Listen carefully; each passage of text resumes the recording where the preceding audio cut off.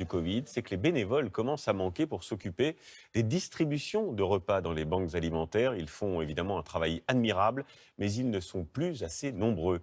Marie-Pierre Samitier et Marc Félix ont suivi certains d'entre eux. Pour travailler dans les banques alimentaires, comme bénévole, il faut de la volonté et du muscle. Et certaines n'en manquent pas. Quand on rentre à la maison, ouais, on est quand même. Oui, c'était pas mon habitude, si vous voulez, de charrier des palettes, donc effectivement. Qu'est-ce que vous faisiez comme métier? Je suis orthophoniste. Enfin, j'étais. Comme elle, la plupart sont des retraités. Jusque-là, les plus de 65 ans représentaient 65% des bénévoles. Mais depuis le coronavirus, nombre d'entre eux sont restés confinés chez eux. Alors il a fallu recruter en passant des annonces dans les journaux et sur les plateformes. Des bénévoles plus jeunes ont commencé à répondre à l'appel, comme David Héral, qui fait du commerce international. Le matin, il apporte sa collecte régulièrement. Il est 10h30, je suis chef d'entreprise et je suis ici parce que j'ai fait une petite parenthèse dans mon emploi du temps pour pouvoir servir d'abord. C'est ça être bénévole. Aujourd'hui, ces bénévoles viennent de tous les horizons. Des haricots, des soupes. Et dans notre action à l'année, c'est 44 000 tonnes de marchandises que nous amenons à la BAPIF.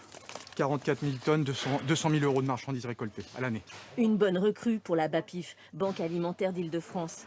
Et il s'agit de renouveler le vivier de volontaires si indispensable. C'est un casse-tête sans fin. Continuer à l'alimenter, oui, parce que c'est important. Ça nous permet nous aussi de pouvoir alimenter nos associations partenaires qui eux manquent aussi cruellement de bénévoles.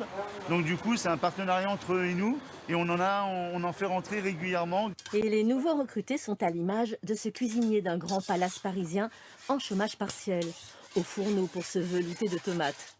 Jeune et volontaire pour venir 4 fois par semaine afin de préparer les repas des bénévoles. Plutôt appétissant. Plutôt que de rester chez soi. C'est très intéressant, déjà on rencontre des gens super sympas, motivés, parce que c'est tous des bénévoles. Et puis ça sert à quelque chose. Parmi ces nouvelles candidatures, 57% sont des personnes actives, souvent en chômage partiel, et 20% des étudiants, pour des besoins spécifiques.